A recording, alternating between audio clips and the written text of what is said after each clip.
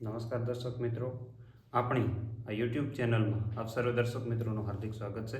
દોસ્તો, આજે ચર્ચા કરવાની છે તલના પાકની અંદર નિંદામણ નિયંત્રણ માટે કેવી દવાનો ઉપયોગ કરવો જોઈએ, દવા કરતાં અન્ય કઈ વસ્તુનો ઉપયોગ કરીએ તો જેથી કરીને આપણું નિંદામણ સહી સરળતાથી આપણે કાઢી શકીએ અને તલના ઉત્પાદનમાં સહી ખૂબ સારો વધારો કરી શકીએ. તો એની ચર્ચા. તો દોસ્તો, નિંદામણ જે છે એ ખૂબ અગત્યનું છે, કારણ કે ખેડૂતના સૌથી વધારે ખેતરમાં મોટા કોઈ દુશ્મન હોય તો એ પહેલા નંબરે કોઈ હોય તો નિંદામણ, બીજા નંબરે જીવાત, ત્રીજા નંબરે રોગ અને ચોથા નંબરે જે આપણે રોજ, ભૂંડ, ઉંદર આને જે ગણીએ છીએ એ તો સૌથી મોટું દુશ્મન છે એ નિંદામણ છે. નિંદામણને અંકુશમાં રાખવું ખૂબ અગત્યનું છે. સાયન્સ એન્ડ ટેકનોલોજીનો ડેટા એવું કહે છે કે 33% લઈને 100% સુધીનું ઉત્પાદનની અંદર કોઈ નુકસાન કરતું હોય તો એ નિંદામણ છે.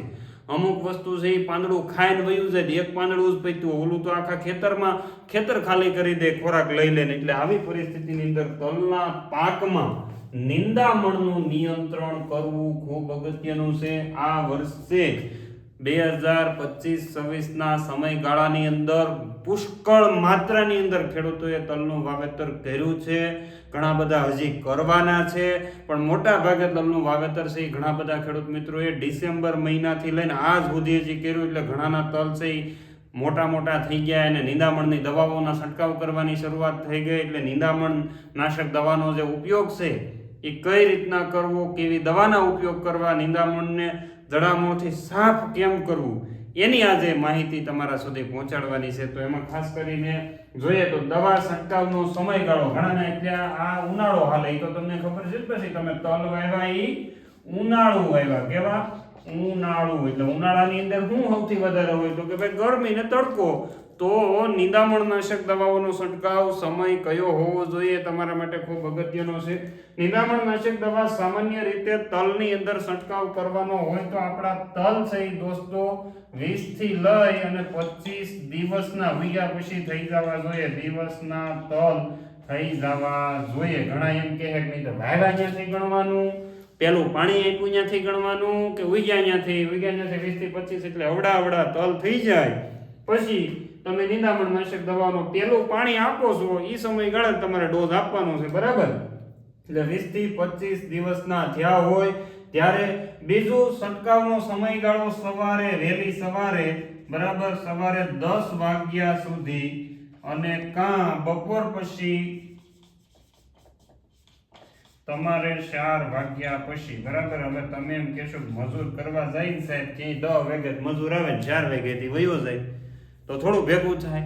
એને પંપ વળી આપેલું હોય. આપણે મોટા ભાગના અમારા વિસ્તારની અંદર ખેડૂતો પંપ વળી, ભાઈ 30 રૂપિયાનો પંપ કે 25 રૂપિયાનો પંપ, એક પંપ છાંટવાના એટલા રૂપિયા, એ જેટલા પંપ પછી છાંટે એ મુજબ એનું ડોઝ છે એ નક્કી કરી લે ને એનો સમયગાળો છે નક્કી કરી લે. એટલે સવારે આ સારું રિઝલ્ટ લેવું હોય એનું. ઘણા નથી આપણને કહેતા કે ભાઈ ખેતીની અંદર વ્યવસ્થિત, સમયસર અને વૈજ્ઞાનિક ઢબે જો કરવામાં આવે તો હું એવું માનું કે ટકોરા મારીને રિઝલ્ટ મળે છે.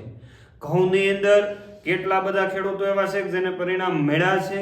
ચણાની અંદર ઘણા બધા એવા ખેડૂત મિત્રો છે કે જેને પુષ્કળ માત્રાની અંદર ઉત્પાદન થવાનું છે.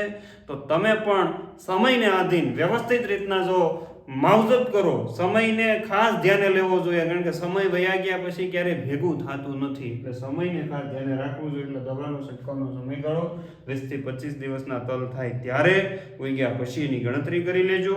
બીજા નંબરે તમારે એ તલની અંદર સવારના 10 વાગ્યા સુધી અને બપોર પછી 4 વાગ્યા પછી, એટલે સાંજના સમય સૌથી વધારે અનુકૂળ આવે એ રીતના દવાનો છંટકાવ કરો તો તમને વધારે માફક આવશે, રિઝલ્ટ સારા મળવાની શક્યતા રહેશે. અને શક્ય હોય તો હાથ નિંદામણ કરી લેવું. બનતી કોશિશ કે ભાઈ નિંદામણ નાશક દવાઓનો ઉપયોગ જો ઓછો થાય તો સૌથી વધારે બેસ્ટ રહેશે.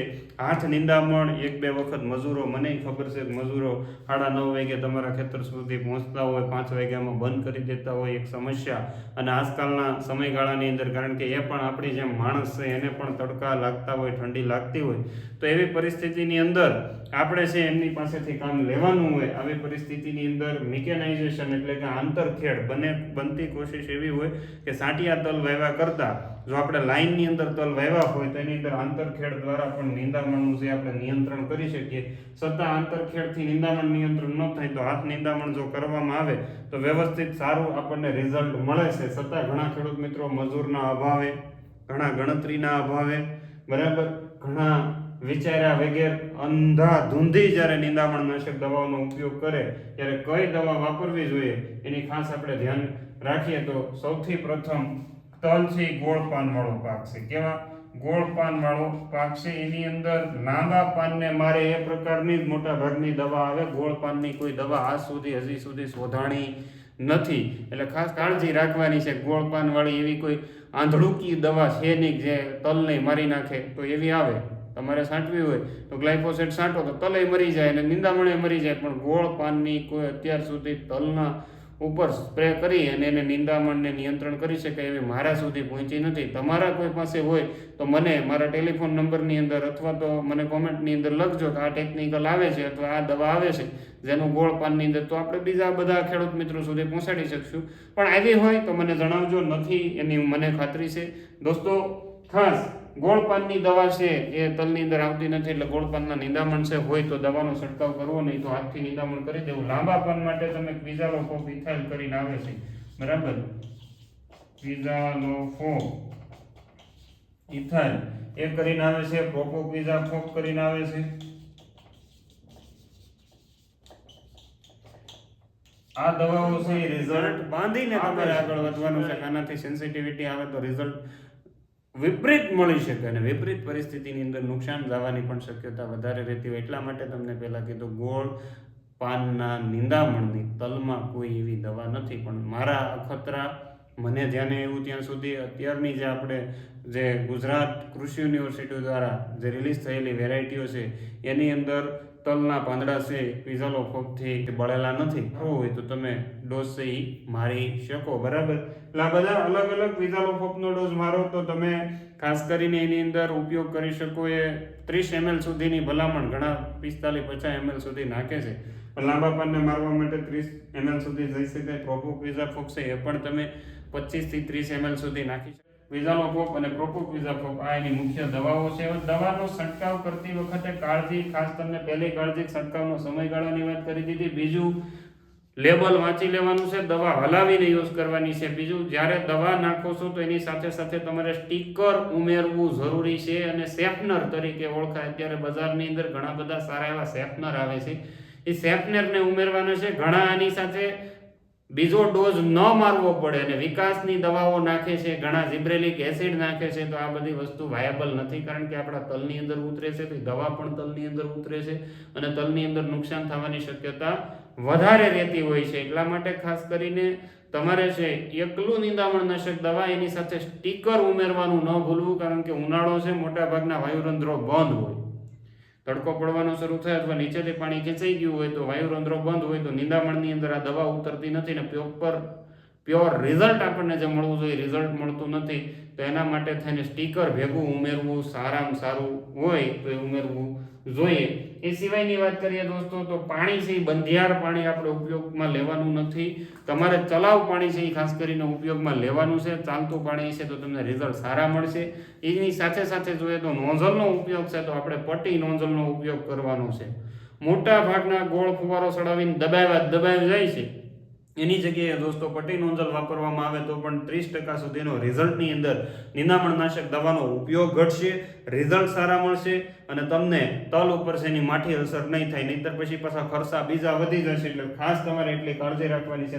એક મિત્રો એક અગત્યની વાત એ જણાવવાની છે કે તલના બધા વિડીયો જોઈ રહ્યા છો તો આ ડિસ્ક્રિપ્શન બોક્સની અંદર એક સર્વે માટેની લિંક આપેલી છે. તો એની ઉપર જઈને તમારી 2 મિનિટ ખાલી સર્વે, તમે શું શીખ્યા છો, તમને કેટલું જાણવા મળ્યું છે, તમારા તલની અંદર શું ફાયદા થયા એની માહિતી નાખવાની છે. કારણ કે તમને અમે ફોન ઉપર જવાબ આપીએ છીએ, મેસેજની અંદર જવાબ આપીએ છીએ, તો આ સમયગાળો અમારો પણ જાય છે. તો તમે 2 મિનિટ તમારી એક વિનંતી સાથે કહું છું આપો તો વધારે સારું. દોસ્તો, એ સિવાય જે ઉનાળુ ઋતુની અંદર શરૂઆત થઈ ગઈ, ત્યારે આ ઉનાળુ ઋતુની શરૂઆત થઈ ગઈ ત્યારે ઘણા બધા લોકોને લીલા ચારાની અસર ઊભી થાય. તો લીલા ચારા માટે સારામાં સારી અને લૂઝની અંદર કોઈ પેકિંગની અંદર આવતી નથી. નહીંતર ઘણા બધા ખેડૂત મિત્રોના અત્યારે રિટર્ન ફોન આવે કે તમે કાળી જુવારનું કહેતા અમે લઈ આવ્યા પણ ઉગી નહીં અથવા તો એમાં કાંઈ બહુ મજા ન આવી. કાળી જુવાર લૂઝની અંદર જે મળે છે આપણા ખેડૂત મિત્રો જેને પકવે છે એ તમારા સુધી પહોંચાડવાનો પ્રયત્ન કરીએ છીએ. તો આ કાળી જુવારની બિયારણની વિગતે માહિતી માટે અહીંયા આપેલા નંબર ઉપર અવશ્ય કોન્ટેક્ટ કરજો. અને માહિતી સારી લાગી હોય તો ચેનલને લાઇક કરવાનું, સબસ્ક્રાઇબ કરવાનું, શેર કરવાનું નહીં ભૂલતા. છતાં વધારે માહિતીની જરૂરિયાત હોય તો મારો ટેલિફોનિક 9:30 વાગ્યાથી લઈને બપોરે 12:30 વાગ્યા સુધી, બપોર પછી 2:30 વાગ્યાથી લઈને સાંજે 6 વાગ્યા સુધી તમે ટેલિફોનિક કોન્ટેક્ટ કરી શકો છો. Telephone number 70 47 00 52 34. આ નંબર ઉપર એક રિંગની મર્યાદામાં કોલ કરી અને મને અને તમને બંનેને અનુકૂળતા રહે એટલું કહીને વિરમું છું. જય હિન્દ.